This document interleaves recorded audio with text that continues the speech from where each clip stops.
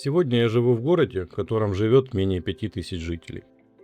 Хотя еще несколько лет назад моя жизнь выглядела абсолютно иначе. Крупное производство, карьера, амбиции. Ну и когда появилась возможность окончательно мне переехать в Таллин, я неожиданно решил остаться здесь.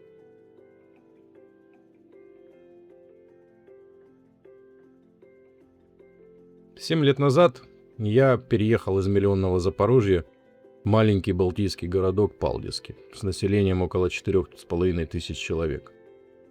Спустя несколько лет, когда у меня появилась возможность окончательно уйти работать в Таллин и строить карьеру в большом производстве, я неожиданно для многих остался здесь.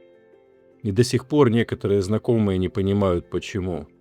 Да, если честно, иногда я сам себе задаю такой вопрос.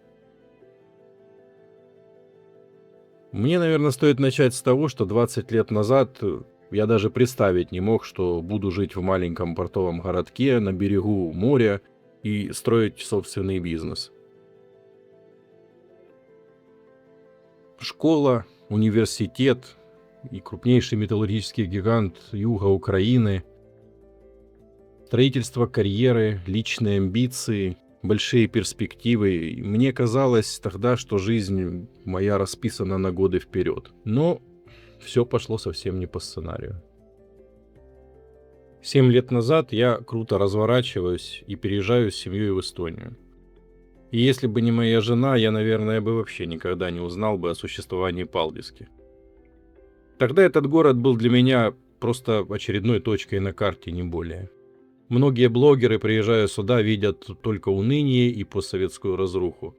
И, возможно, в этом есть и доля правды. Старые казармы, заброшенные здания, следы советской военной базы.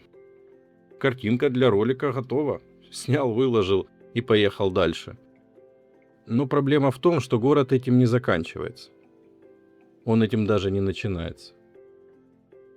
За свою историю Палдиски пережил и смену государств, войны, строительство Петровского порта, несколько совершенно разных эпох. Поэтому мне всегда казалось очень странным, когда весь город пытаются свести к нескольким разрушенным зданиям и не более. Потому что это всего лишь одна глава из очень-очень длинной книги. Когда я впервые приехал сюда из шумного индустриального города, мне было непривычно буквально все. Это компактный город, несколько магазинов, пятиэтажки советского времени и частный сектор. Все сразу. После города-миллионника все это выглядело, почти игрушечным. Но была одна вещь, которая сразу меня зацепила. Море. Море и природа вокруг. До сих пор считаю, что именно это стало одной из главных причин, почему я остался здесь. Дальше была обычная жизнь. Производство, порт, новые проекты, новые должности, постоянные разговоры о росте и карьере. У меня в послужном списке появился и нефтетерминал, и производство, проекты, которые казались серьезным шагом вперед, серьезным шагом для развития. Казалось бы, чего мне еще бы хотеть? Если ты вырос в промышленном городе и прошел школу больших предприятий, тебя постоянно учат одному и тому же. Быстрее, выше, больше. Следующая должность, следующий проект, следующая цель. И какое-то время я жил и здесь именно так. В какой-то момент я практически оказался одной ногой в Таллине, получая большие проекты, смотря на большие предприятия, на новые перспективы. И вот однажды мы гуляли с женой по берегу моря.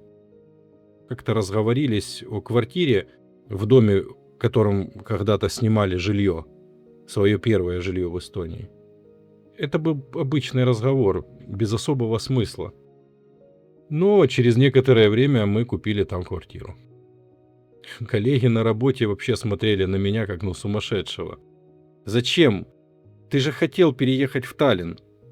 Что ты вообще там собираешься делать в этом Палдиске? Задавали они постоянно мне вопросы, а я не знал им, что ответить. Я просто улыбался, потому что сам не мог до конца объяснить свое решение. И только спустя годы я понял одну простую вещь. Я не хотел возвращаться в бесконечную гонку. Не хотел снова жить между пробками, офисами, дедлайнами, чужими амбициями. И мне хотелось строить что-то свое. Пусть маленькое, пусть медленно, но свое.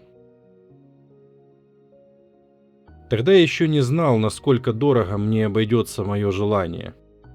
Потому что впереди меня ждали увольнение, крушение моих карьерных планов и довольно болезненный поиск ответа на вопрос, а что же делать дальше? Снова идти строить чей-то бизнес? Или, наконец, рискнуть и попробовать построить собственный?